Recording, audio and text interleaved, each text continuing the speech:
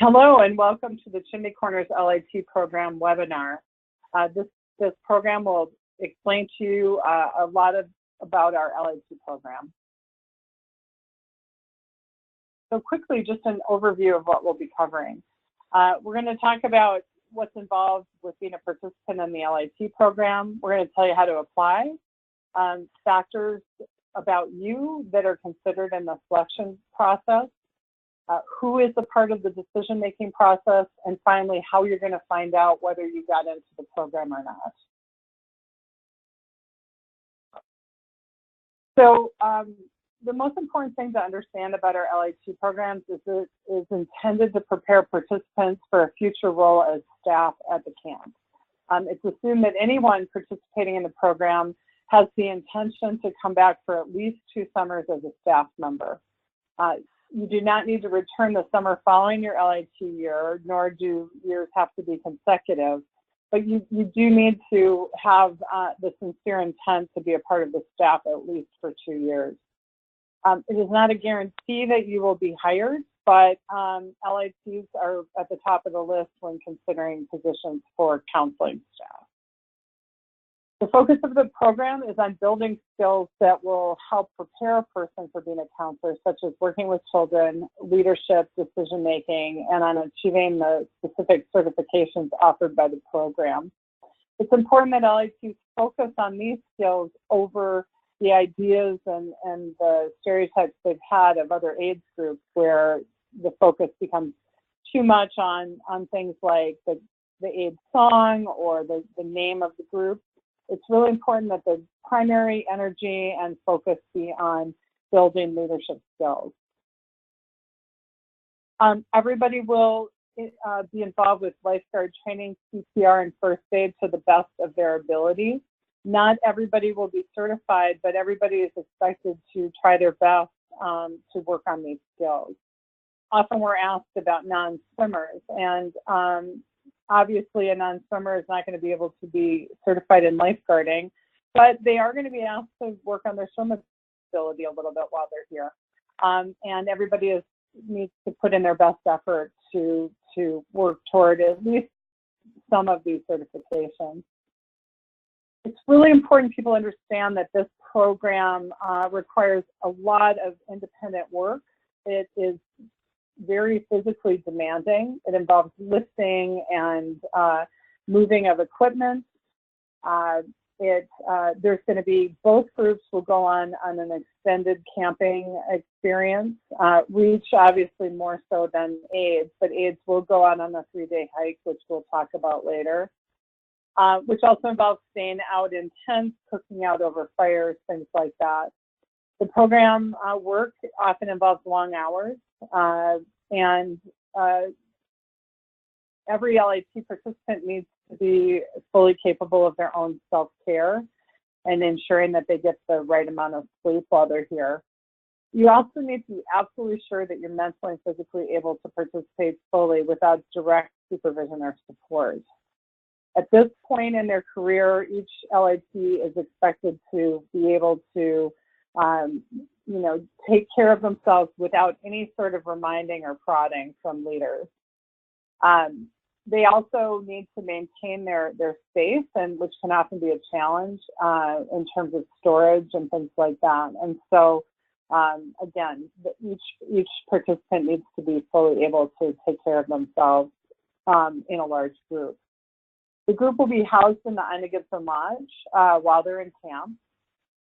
There is very limited storage in this building. While the accommodations are quite nice, there's 4 girls to a room quite often, and you're gonna need to be able to share space.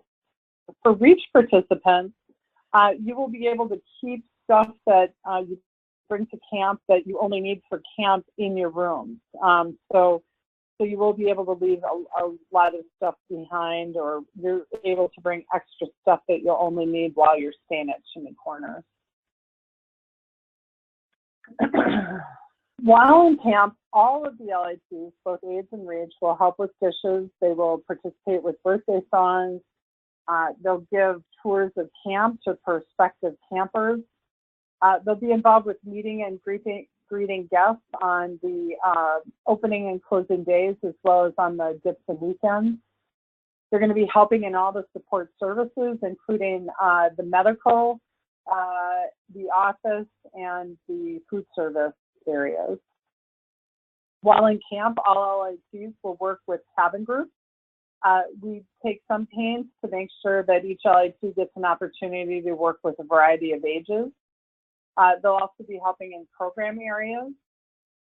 And while we'll do our best to put LITs in areas that they have a strong interest, at times LITs will be required to work in areas where they may be less familiar with the topic. All LITs will get an opportunity to be a leader of the day, where they will work with other participants to guide and lead the rest of the group. It's very important that each participant in the LITs think of themselves as an LIT first, and then as a member of their specific group. And the groups are, I think I've already said this, but the groups have done quite a good job through the last couple years of really coming together as a whole LIT team. And this is an expectation if you're going to participate in this program. So I'm just going to tell you a little bit about how each program is different from each other, and so you get an idea of what to expect. The AIDS program usually has 26 participants with 2 leaders. Most of the AIDS time is spent in camp, with the exception of a 3-day backpacking trip, which is now part of the program. Everybody is expected to participate in that backpacking trip. So if you believe that's going to be a concern, you need to talk about that up front before applying for the program. The length of the AIDS program is the full summer, the 8 weeks of summer, plus a 3-day training period at the start of the program. Each aide is assigned a cabin group each session, and every aide will work in 2 of the 3 units. Aides will split their time between the following. They will support camp by working in the office, kitchen, dining hall, and infirmary. And again, just a reminder that REACH will also do that when they're in camp. Aides will work with campers in morning and afternoon activities, unless they're participating in another program, such as the lifeguarding and first aid. As part of the program, every aide, actually every LIT will do lifeguarding, first aid, and CPR training. Aides also help with hosting all camp events. They do skits for campfires and other kinds of performances. They write the birthday songs, and they plan special events. Periodically through the summer, they will participate in seminars on leadership topics. The REACH program has 12 participants and 2 leaders. The program length is 6 weeks with the 3-day training period at the beginning. A portion of the program involves time spent in South Dakota working on the Sioux Indian Reservation, but there's also a significant portion of time that's in camp. The amount of time in each place is not set and can change, but expect a minimum of 2 weeks in South Dakota as part of the experience. While in South Dakota, the group will work in a number of communities on the Sioux Indian Reservation in cooperation with the Sioux YMCA. Some of the communities that the group will visit have significant social and economic issues. Even if you were an ISEP participant and you visited a developing country, know that often participants on the REACH program find that the cultural difference can be very dramatic, which is very surprising, I think, for some participants. You will get a chance to work at a resident camp, Camp Maribone, which is run by the Sioux YMCA. During the time, you'll camp and cook your own food while in South Dakota, staying in tents often. I think the housing in general when you're in South Dakota can be very varied and definitely rustic in nature. So participants should be prepared for that. While there is a great deal of service and work with children, we really think of the REACH program as a cultural exchange, with our participants learning a significant amount about the Sioux culture, and it's seen as that sort of an exchange, and it's the right mindset to go into the program with. If time allows, participants may visit some national parks and attractions in South Dakota. In the past, they visited the Badlands, Mount Rushmore, but we don't promise that they will go to any particular site, just because it's up to each group to plan those places that they would like to visit. In most cases, the group will participate in some community activities such as powwow. There's times when they've attended rodeos and other sorts of, again, community events where they volunteer and are helpful. When REACH returns to Chimney Corners, they will work with cabin groups. Again, they share the work and responsibilities with the aides. They're going to complete Red Cross certifications as necessary. In some cases, REACH groups have been able to get the majority of this work done before they depart to South Dakota, and also continuing some of the work while they're away. But often when they get back, they need to finish up their lifeguarding certification, so that will be a part of it. The REACH program runs a all-camp event that they plan, and they also do a lot to share the South Dakota experience with the Chimney community. Okay, so how to apply. You're going to need to submit a Chimney Corners Camp LIT application, and so we're going to switch off of this presentation and just take you to the website so you can kind of see how this would work. So this should be what you see when you sign into your AlterCamp account. And if there's a few ways to do this, so you can click on make a reservation, just like that. And then under new reservations, you want to click on the participant who's age eligible. In this case, I'm using my daughter, Bridget, who isn't really this age, but for the sake of this demonstration, we'll pretend like she's still in 10th grade. So her grade in the fall, this is a little funny, but her grade, anyway. So when you get to this part, there's the CCC LIT application. You're going to click on that and then click register. And then you're going to go through and fill out all this information. Most of it, if you're already a camper, is going to be, which you would need to be, will also be filled in.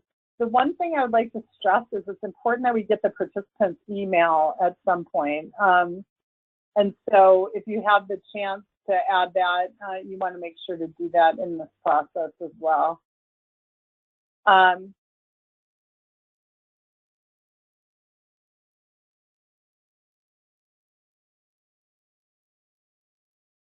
Okay, so I'm going to proceed to the checkout. Now, there's no cost to apply, and so I'm going to click on complete the order like that. And you have registered, but you're not done yet, because this is probably a really important thing that you're going to need to do, is that you're going to have to go to and complete the detail of this application. This is such an important step, and we want to make sure that you don't miss it. So this is what you're going to do. You're going to, and like I said, I'm going to show you that again. So under the incomplete tasks and forms, you're going to see a 2018 CCC LIT AIDS REACH program application. And it's going to have your participant's name under it. And you're going to click on that. And this needs to be filled out by the participant. Okay, so here's the first thing. There's a first and a second choice here for the programs. Okay, so if you want to do, if REACH is your #1 choice, you click it there. And if AIDS is your second choice, you click that. Only put a second choice if you're actually willing to do it. But we strongly urge you to choose the second choice, because otherwise you may have an issue in terms of not having a program at all that you can participate in. Again, you're going to ask you want to list any physical or mental concerns, any potential conflicts or issues with the demands of the program. If you're aware of a potential date conflict, you need to let us know that up front. If you don't make us aware of this and we accept you to the program and then come back to us with a conflict, you may be dropped from the program. So it's really, really important that you be upfront with this information.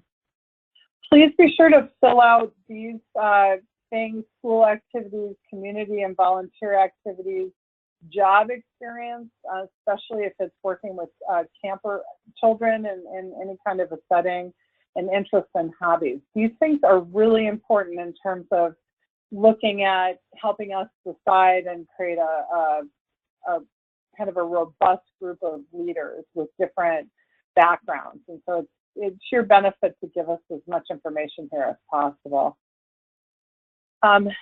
Please list your chimney and Beckett experience, including TSP. And I know, also note if you've won any awards while you're at camp. For example, things like the Agape Award, or if you've been chosen to be a candlelight speaker, be sure to list that here.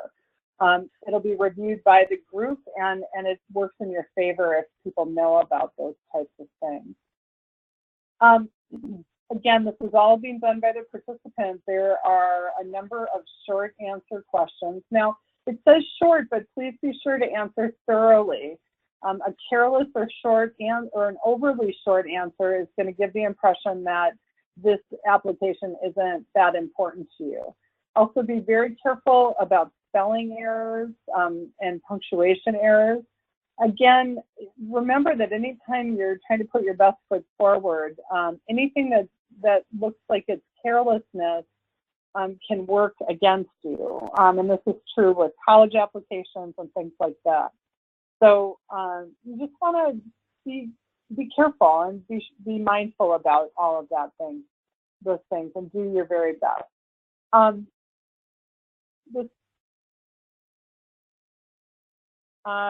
There's some questions down here. What staff positions do you hope to hold at camp in the future? Kind of let us know what your plan is. Like, what are some things that you want to do? If you want to be a program staff member, what areas would you like to work in? Do you hope to be on ad staff someday? This is a great place to talk about that. Be sure to tell us about the activities that you think you would be good at leading or helping with at camp. This is good information for us to have. Finally, if you've ever skipped a summer at Chimney Corners, it's really important that you explain it to us, because it can work against you if you skipped a summer, especially if it was recently. The more time away from camp, the less information that we have to discern by. And it's important, sometimes when somebody has skipped the summer, it gives us the impression that camp is not really the priority in your life, which is okay, but just be aware that, we're looking for people that are wanting to commit a lot of time in the future. So having time away from camp might indicate that you're not fully committed to the program. So the final essay question, again, do your best. It doesn't have to be pages and pages, but it's an opportunity to be a little bit more thorough and clear about what exactly you hope to gain from the LIT program. All right, this last part is really important, and I really want to stress it. We're asking, if you're not accepted to the LIT program, let us know what programs you'd like to be considered for. But they need, again, just like with the alternate LIT program, they need to be things that you would actually do. NOLS, if you don't know what this is, it's a new program. It's specifically designed for participants who are finishing the 11th grade. It's an excellent program offered by the National Outdoor Leadership School. This last year they went to Alaska, and hopefully we'll do that again. This is not an LIT program, but it is an opportunity to build some really valuable skills and have a positive experience. And I really urge you to look at this program as an alternative, because even if you don't end up coming back to camp at any point, it's one of those programs that I think you learn invaluable skills. And it's also a way to set yourself apart from other people who are applying for jobs in camping in general. So I definitely ask questions and consider this as an alternate. Later on, we're going to talk about, but less than half of the applicants for LITs get into the program. So it really behooves you to think big and realize that there may be some other paths for you. And we're happy to talk to you about that. Please be sure that you complete this all the way through and that you sign it. And then please save it at the end, because if this is not completed, you are not considered having applied for the program. So it's just really, really important that you thoroughly fill this out. You know, if for some reason, yeah, you can sign it. I can sign for Bridget, which I probably shouldn't do, right? There's a problem because I haven't completed it. But anyway, if there's any questions about this process, we're happy to walk through. But it's really important that this be done by the participant. And again, I'm not going to fill this all out in front of you right now, but this is the step that you don't want to miss, because I think, and we'll try to give flags, like where if we see that somebody hasn't completed or submitted a form, but that deadline is going to come really quickly. It's the end of September, so please be attentive to this process so that you don't miss an important detail. Okay, so back to our presentation. Okay, again, make sure your application is complete by the deadline, and that's not just registering, but it's also completing that form I just went through. Late applicants will most likely, being late with your application will most likely disqualify you from the program. Again, realize that we're turning away so many people that little things really do make a difference. So, and I talked a little bit about really the strong suggestion that you consider an alternate program, especially, you know, as a way of continuing to participate. Also, please do not apply for any LIT or TSP program if you're not available to do it for the whole term. It is very frustrating to have people apply for the AIDS program and then approach camp with requests to miss big periods of time. And if you do that, you will be dropped from the program, and an alternate will be put in your place. So, so please only apply for programs which you have the time to commit. Okay. So moving on to factors in selection. So this is a common question we get. How many summers have you attended camp? This does play a part, and I'll explain how. So if we're looking at two equally strong applicants, and one of the applicants has been at camp for 8 years, and the other applicant has been at camp for 2, it's always going to go in the favor of the person who's had a longer tenure at camp. The reason for this is that we do find that people who have already committed a lot of time to camp tend to be more deeply committed to the program, and you know, it's not always true, but it does seem to be our experience. So people who've had relatively short careers at Chimney Corners often don't come back as staff even after being accepted to the LIT program. So you know, if you've had a very short tenure at camp, you're going to have to make a really strong case for you know, how you want to continue on in the program. Again, it's more of an issue of deciding between two equal candidates, however. It's really important that you have a positive past record at camp. If you've historically been a person who's required a lot of time and attention, who's often gotten in arguments with others, or created difficult situations in cabin groups, I think you need to prepare yourself for the very real possibility that you will not be selected. You need to have been a very, very strong participant in order to be considered. The quality of your application, again, does have an impact, even if it's just subconscious for people reading, and a person who's made a ton of errors or doesn't seem to have thought out their answers very well often just comes off as somebody who doesn't really care. So it's worth your time to do your very best on the application. What has been your general attitude, maturity level, leadership ability as compared to your peer group is critical. Now, different groups are different, and so somebody that, if you have a group that's just got an inordinate number of strong leaders, it's very possible for really solid participants to get edged out in that case. So, so please, and we'll talk about this in a little bit, don't think if you don't get offered a spot, it's because you've actually done something wrong. Sometimes it's just that it's a intensely competitive group. And so we can talk about that if you have questions. It's really important that you demonstrate an intent to pursue a future staff position.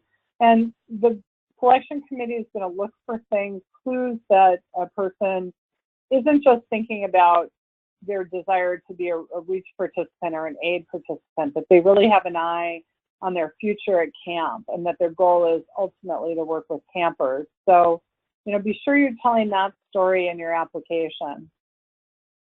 We do need to look at your potential as a staff person. Are you patient? Do you seem to have an interest in children? Are you capable of taking care of yourself and therefore capable of taking care of others? Are you going to give a good first impression to parents? Are you kind and friendly to other people? Do you bring in a specific skill that we're looking to develop on our staff population? So if, for instance, if you know that you're really an outstanding soccer player, and we're always looking for people to teach soccer, or if you're amazing at teaching arts and crafts, or you've volunteered to help teach any kind of skill that would be useful at camp, be sure to highlight that.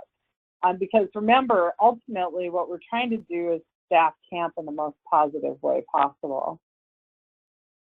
Again, we are going to look at your ability to commit to the entire time frame of the program. There is a valid excuse, and that for not fully participating, and that's a late release date from school. And we're aware that people who are students in New York City have to do region exams and things like that. So we will work with you about that, and that will not disqualify you from the program.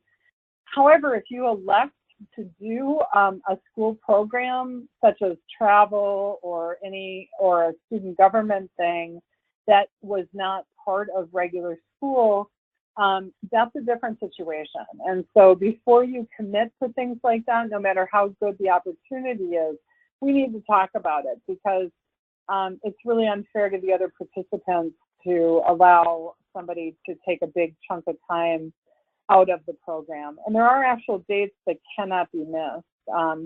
Although LITs do get some time away from camp and time off, there are certain dates that cannot be missed. And so please don't think that you're going to be able to negotiate this after the fact.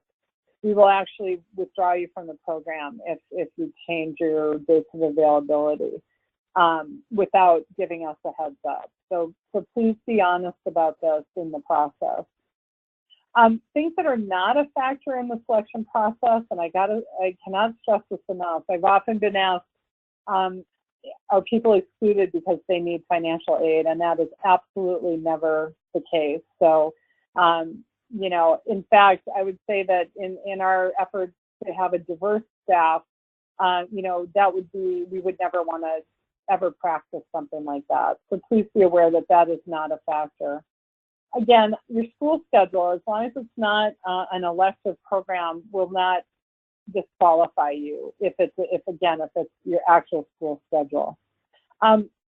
Being a donor to our program, or giving significant money to camp, is not a factor in the selection of a member of your family, and that should not be used as a means for making a case for somebody getting into the program. Connections like knowing the CEO or knowing me, or being connected with board members is not a factor. And board members will not come to us and tell us to make a different decision. It's fully up to the camps to make these decisions, and it's not good form to try to persuade using these types of means. Just because some other member of the family has been accepted to the program does not mean that you will automatically be accepted either. So everybody needs to take the application process very seriously and work to make a case for themselves as individuals. Some somewhat sobering statistics about these programs is that there's a potential for over 130 applicants. And there's 26 aides and 12 reach for a total of 38 LITs accepted, which means about 30% of applicants will be accepted. Again, there can be a lot fewer applicants. There's no way for us to predict who's going to apply and who's not, but there is the potential for up to 70% of the applicants to be turned away. The reason I stress this is not just to freak you out, which I'm sure it does freak you out, but it's also to say that you can do everything right.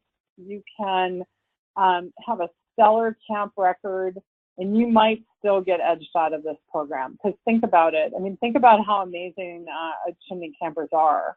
And so, again, we're just dealing with the fact that this is somewhat of a bottleneck.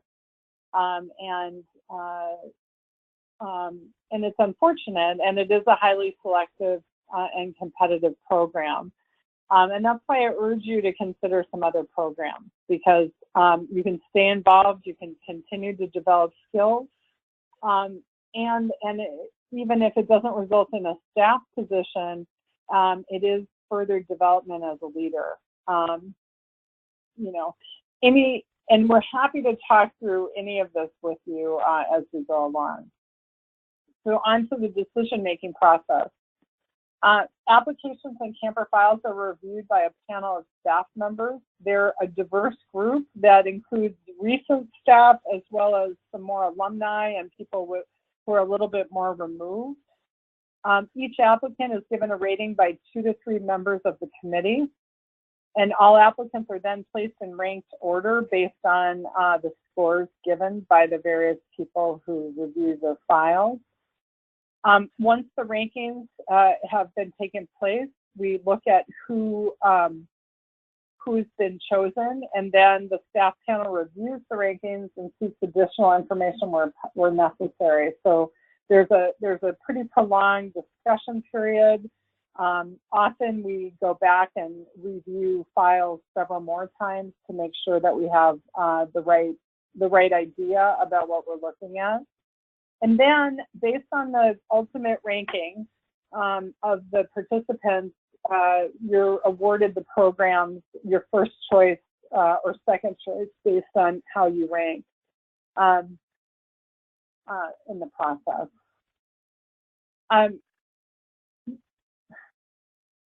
All applicants will be notified via email at the same time.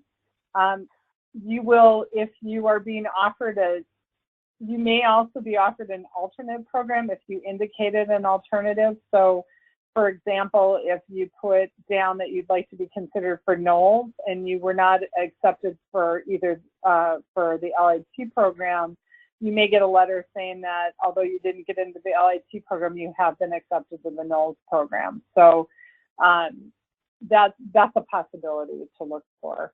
It's really important that we have your most current email address, so that, and also that you check your spam filter to make sure that, and we'll do a test email to be sure before we actually send out the acceptances.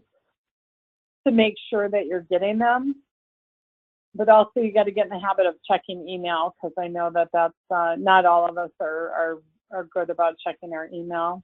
Also, please be sure you haven't ever unsubscribed to our email service system, because that may block notification on some level, and we have no control over that, and that's something that you need to be aware of.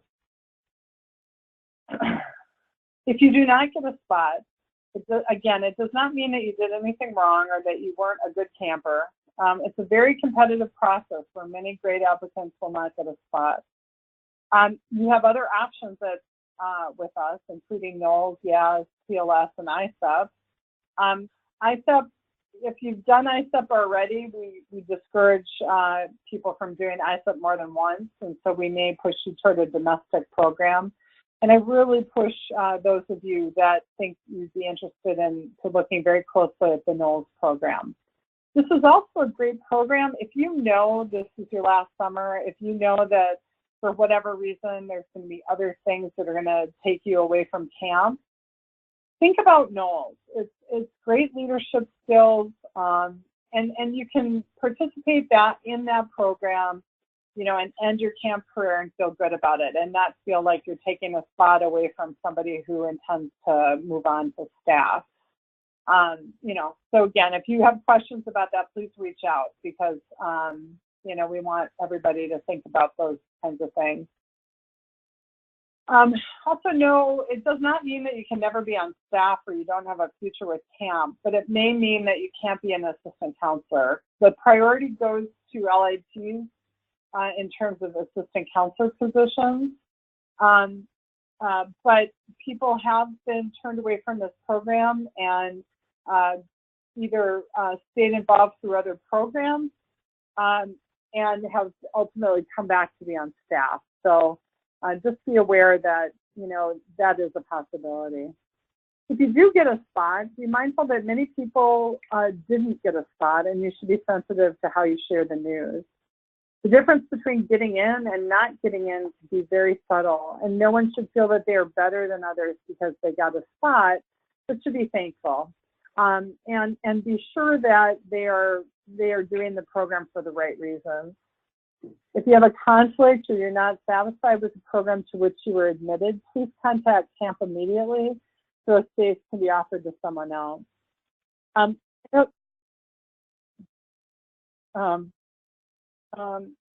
know that sometimes people, you know, are very attached to one LIT program over the other, but know that the vast majority of people are pretty flexible about which program they participate in, you know, so again, only put down those programs so that you would ultimately be willing to participate in. If you know you will not be continuing on as a staff member, or that you can't fulfill all the requirements of the program, you should not take a spot in the program. And in this situation, I'm also talking to parents who said, you know, you need to evaluate your child and think about what's being asked of them. They're going to work very closely with children.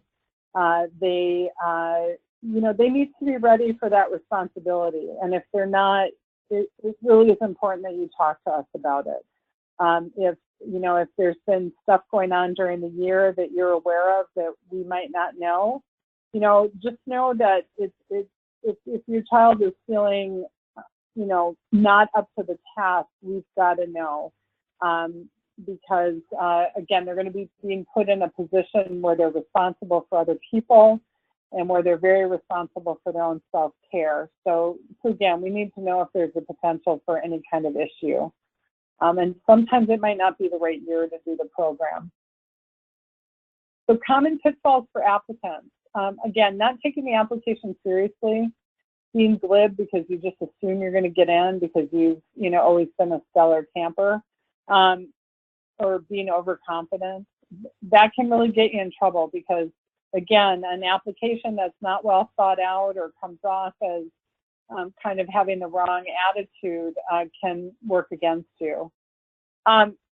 Letting your parents do the legwork for you, calling, asking for applications, that doesn't reflect on you as a leader. So please be sure that you're taking the lead on this application process.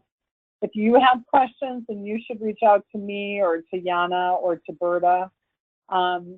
It's just really important that you take, as a participant, you take charge of this process. Parents, this is a really hard lesson to step back and let your child do this, but it really is important that they own this. Again, not using the program for its true intent, that tends to come out, and it's very frustrating. And if for some reason if you don't get accepted right off the bat, it's a very, very hurtful thing. And we've had situations where participants that were probably at the top of the wait list for the program do, either lash out in a very angry way toward the camp or toward the camp administration or other participants, and that drops them to the bottom of the list. So think about how I have seen applicants show amazing grace in terms of when they've been turned away, and we will bend over backwards to try to find a space for somebody who operates like that. But people who compare themselves to other people, who are angry and spiteful, that tends to work against them, obviously. So do your very best to stay as positive as possible, just because there are times when spaces do open up and you don't want to burn a bridge. Again, parents, pitfalls for you taking over the application process, that really says to us that that's a concern. And so even with the best of intent, you can end up hurting your child's chances of getting in by taking over, or trying to influence the outcome either through being aggressive behavior or implying that you're going to take action against the camp in some way. I'm right there with you. I am a mama bear in the worst way with my own child, and I have done some horrible things in the name of love for my child, but you really have to try to, you're going to have to try to work against these instincts because, again, they can hurt your child in the long run. Watch that you're not becoming overly invested and involved in the process and adding to an already stressful situation. And really listen to your child. If they're dragging their feet on the application process, you might need to ask the question, is this really what you want to do? We've had parents that have pushed their children into this process when their heart was not in it, and then they have the double stress of, it comes through and they get turned away from the program. And again, you need to be careful that you don't care about this more than they do, because or that they end up feeling like they have to take care of you also in the process. Let them own this and let them work through this. I'm happy to talk through with you your feelings and all of that, but just be careful in terms of how you handle this with your child. Again, I'm saying that you can reach out to me, but don't be an advocate for them. I get very concerned when I have a parent call me and say, oh, my daughter's too busy to fill out this application, so I'm looking for information on her behalf. That's a flag, and it's a flag for a lot of people in positions like mine. So this is a great opportunity to practice positive behavior around letting your child take ownership. And again, parents can burn a bridge as well for their entire family by lashing out or taking action against the camp in a negative way. And so I urge you to take a minute, take a pause before calling, before going out on social media, before engaging friends around negativity. Because again, that information comes back to camp, and it makes it all the harder for us to navigate how to move ahead. So again, we'll try to keep communication open, but do your best to keep your head about this going forward. Please feel free to contact us at camp with any questions or if you are unsure about any aspect of the program. It's important to be sure you want this experience. Dropping out now could save another applicant some heartache. Dropping out later hurts everyone, including you, so be sure you are sure. And that's it for our seminar. Again, we are here to support you in the process, and we look forward to hearing from you soon. Take care.